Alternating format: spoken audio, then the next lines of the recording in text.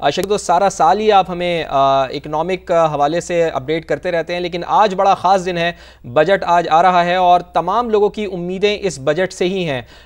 तो क्या आप बता सकते हैं हमें क्या एक्सपेक्ट किया जाए? बजट के खदोखाल सामने आ चुके हैं या अभी भी कुछ ऐसी चीज़ें हैं जिसका हमें शाम तक इंतज़ार करना होगा? देखिए फवाद, IMF से मुशावरत के बाद, IMF से तवील मुशावरत और बातचीत के बाद ये बजट फाइनल किया गया है, उसको हतमी शक्ल दे दी गई है। जो मैक्रो इकनॉमिक टारगेट्स हैं, फिजिकल टारगेट्स और इसके अलावा तरक्याती प्लान जो है, जो टैक्स मुहासिल हैं, वो तमाम तर तखमीना लगा लिया गया है और आज शाम 5 बजे पार्लियामेंट हाउस में, कौमी असम्बली और सेनेट में ये बजट ले कर दिया जाएगा। इंतहाई अहम डेवलपमेंट्स हो रही हैं क्योंकि वफाकी हुकूमत की मजमूई आमदन जो है नए माली साल वो 19,298 अरब होगी, लेकिन इसमें से चूंकि सूबों को रकम अदा करनी है तकरीबन 8,206 अरब, तो वफाक की आमदन जो 11,000 अरब से ज़्यादा रहेगी और इस तरह जो खसारा है इसका मजमूई तौर पर वो 6,500 अरब होगा, जो कि कर्जे लेके पूरा किया जाएगा क्योंकि वफाकी हुकूमत के मजमूई अखराजात 17,573 अरब रुपये का तखमीना लगाया गया है। तो ये अहम टारगेट्स हैं। अहम बात यह भी है कि जो खालिस वफाकी आमदन है वो 11,072 अरब होगी, उसमें से दिफा पर और इसके अलावा जो कर्जों की अदायगी करनी है, डेट सर्विसिंग, उस पर एक बड़ी रकम, बड़ा चंक खर्च हो जाएगा जो कि 10,757 अरब होगा। कर्जों पर सूद की अदायगी की मद में कोई तकरीबन 8,207 अरब और दिफा पर तकरीबन 2,550 अरब रुपये खर्च करने का प्लान है। ये तजावीज़ दी गई हैं। हुकूमती उमूर और पेंशन चलाने के लिए 2,026 अरब रुपये रखे गए हैं, सब्सिडीज़ के लिए 1,186 अरब, इसी तरह ग्रांट्स की मद में तकरीबन 1,928 अरब और वफाकी तरक्याती प्रोग्राम जो है वो 1,000 अरब रखा गया है, पिछले साल से 100 अरब रुपये कम। और इसका मुकम्मल ब्रेकअप हमने अपने नाज़रीन को थोड़ी देर पहले शेयर किया था, दोबारा बता देते हैं कि जो वफाकी तरक्याती प्लान है उसमें किन शोबों को दिए जाएंगे। ये रकूम 41 वजारतें, डिवीजन हैं, 682 अरब रुपये से ज़्यादा उन पर खर्च करेंगे। 2 कॉर्पोरेशन हैं, NHA को मिलेंगे 227 अरब, पावर डिवीजन को और NTDC के लिए 90 अरब। तो मजमूई तौर पर कॉर्पोरेशन के लिए 317 अरब से ज़्यादा का बजट है, आबी वसाइल के लिए 133 अरब, सूबों और खुसूसी इलाकों को भी 253 अरब दिए जाएंगे, सूबाई मनसूबों के लिए 105 अरब, साबिक फाटा के जो जामी ज़िला हैं KPK में उनके लिए 65 अरब और इसी तरह अरकान पार्लियामेंट के लिए 70 अरब खर्च किए जाएंगे। 4.2% GDP ग्रोथ टारगेट रखा गया है, 7.5% महंगाई का हदफ। और जो टैक्स मुहासिल हैं, नॉन फाइलेंस पे टैक्स आयद हो सकते हैं, इंपोर्टेड अशिया हैं उनके ऊपर कुछ टैक्सेस में, ड्यूटीज में कमी का इम्कान है, इंक्लूडिंग जो शकील बहुत ही मुफस्सल अंदाज में जो तमाम तरह हम निकात हैं, जो दस्तावेज हैं, वो भी आपने इससे पहले भी समा के नाज़रीन को बड़ा ही तफसीलन तौर पर शेयर की थी। मौजूद पैनलिस्ट जो कि हमारे साथ ही मौजूद हैं, आपका ये जो डिस्कशन है उसी को आगे बढ़ाते हैं। आपने ये जो अहम निकात सामने रखे हैं उसी को आगे बढ़ाते हुए आरिफ हबीब साहब आपकी जानिब आना चाहेंगे। सर, जैसे कि शकील साहब ने भी कहा कि कैपिटल गेन टैक्स पर जो है वो बढ़ने की तजवीज़ भी सामने आ रही है। इस तनाजुर में जो निजी सरमायाकारी है बिलखुसूस, इस पर कितना आप इम्पैक्ट पड़ता हुआ देख रहे हैं और ओवरऑल इस बजट को आप कैसे देख रहे हैं जो आज पेश किया जाना है शाम में? पहले तो मैं कहूँगा कि शकील साहब ने जो है, मैं समझता हूँ कि 70-75% बजट तो उन्होंने पेश कर दिया। उन्होंने बताई है माशाल्लाह, जो है उन्होंने बड़ी डीप हुई है। इसमें जो आपका सवाल है कैपिटल गेन के सिलसिले में, कैपिटल गेन के जो अभी रेट्स हैं वो रेट्स जो हैं वो इसके अंदर और कोई एक्सपेंसेस जो है वो अलाउड नहीं होते।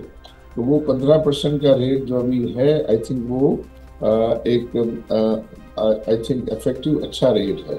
अब उसमें कोई रद्दोबदल अगर करेंगे तो रद्दोबदल से कोई ज़्यादा रेवेन्यू मिलना नहीं है, लेकिन वो सेंटिमेंट को एडवर्सली जो है वो अफेक्ट कर सकता है। तो अब इस किस्म की जो बातें सुनने में आ रही हैं कि शायद ये जो टैक्स पेयर नहीं हैं, जो लोग फाइलर नहीं हैं, नॉन फाइलर पे वो टैक्स जो है वो ज़्यादा बढ़ाने की जो है तजवीज़ की बातें हो रही हैं।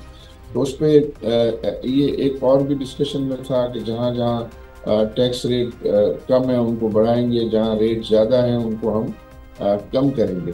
बट मुझे लगता है कि फाइनली जो है वो ये शायद इसमें कोई चेंज ना हो, और वो अगर कोई चेंज होगा तो उसके कोई रेवेन्यू में बेनिफिट नहीं मिलेंगे, बट सेंटिमेंट को जो वो एडवर्सली अफेक्ट करेगा।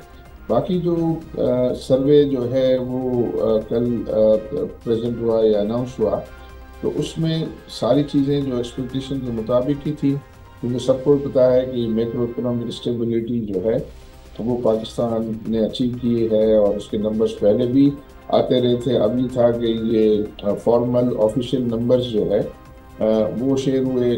ग्रोथ में जो है वो कमी थी, वो भी सबको पता है कि ग्रोथ जो है वो सेटिस्फैक्टरी तरीके से नहीं थी। इसलिए ही प्राइम मिनिस्टर और कैबिनेट मिनिस्टर्स जो है वो पिछले कुछ पीरियड से, कुछ हफ्तों से बोल के हमारा फोकस जो है अगले साल में जो है वो ग्रोथ पर होगा। और हम अब वो जो ग्रोथ का वो बात कर रहे हैं उसका आज पता चलेगा कि क्या उनके इक़दाम की जब खबर ये आ रही है कि वो 4.2% के करीब नेक्स्ट ईयर की ग्रोथ का टारगेट होगा। जी जी। तो क्या वो बजट जो है, बजट की जो रिकमेंडेशंस हैं वो देखना होगा कि क्या उसको सपोर्ट करती हैं, क्योंकि सिर्फ कह देने से तो ग्रोथ नहीं आएगी। उसके लिए जो बजटरी इक़दाम जो हैं वो आई थिंक बहुत ज़्यादा मैटर करते हैं, और वो उनको उस तरीके से जो है वो मेजर किया जाएगा कि क्या वो बजट की जो रिकमेंडेशंस हैं वो उस चीज़ को सपोर्ट करती हैं या नहीं करती। जी अच्छा, जिस तरह आरिफ हबीब साहब ने फरमाया कि कहने से तो ग्रोथ नहीं आएगी, फयाज साहब 4.5% ये ग्रोथ का टारगेट रखा गया है। इस दफ़ा भी ये टारगेट अचीव नहीं हो पाया, 3.6 का रखा गया था और 2.6 ही अचीव कर पाई है गवर्नमेंट। लेकिन इसके साथ साथ मुझे ये बताएं कि IMF की मुशावरत से ये बजट तैयार किया गया है। क्या आने वाले बजट में ऐसी इस्लाहात हैं कि मुल्क आगे बढ़ सके, और ख़ास तौर पर फयाज साहब गरीब आदमी के लिए इस बजट में क्या कुछ है, क्या आप समझते हैं? देखें, सबसे पहले तो इट्स वेरी इम्पॉर्टेंट, जैसे आरिफ हबीब साहब ने भी कहा कि ग्रोथ रेट जो है वो जो हमारा था वो अचीव नहीं हो सका। लेकिन मैं ये समझता हूँ कि हमें कंट्रोल करना पड़ेगा, हमें ये देखना होगा कि हमें क्या चाहिए। ये भी नहीं है कि हम अगर अनकंट्रोल ग्रोथ हमारा हो जाए और हम लोग वही पैनिक सिचुएशन हो जाए अगर इतनी ग्रोथ होती है और फिर हमें फॉरेन एक्सचेंज की शॉर्टेज हो जाती है। हम अगर इंडस्ट्रियल ग्रोथ में और आगे बढ़ जाते हैं, फिर मशीनरी और इंडस्ट्रियल रॉ मटेरियल, क्योंकि असल मसला ये है कि हमारा ज़्यादातर जो रॉ मटेरियल है वो इम्पोर्टेड होता है। तो अगर हम लोग इंडस्ट्रियल ग्रोथ की तरफ जाते हैं तो हमें इस बात को भी देखना होगा, या इस बात का गवर्नमेंट को फैसला करना होगा कि किस हद तक ग्रोथ लेके जानी है। मैं समझता हूँ कि 4.7 का जो टारगेट है इसको भी बड़ा फिर से इसको रीएनालाइज करना चाहिए। कि हमें इतना भी ग्रोथ पे आना है कि नहीं आना। तो ये सूरत हाल जो है कि ये कहीं ना हो जाए कि फिर से पैनिक सूरत हाल हो जाए और फिर वही हमारी आउटेज ऑफ फॉरेन एक्सचेंज हो जाए।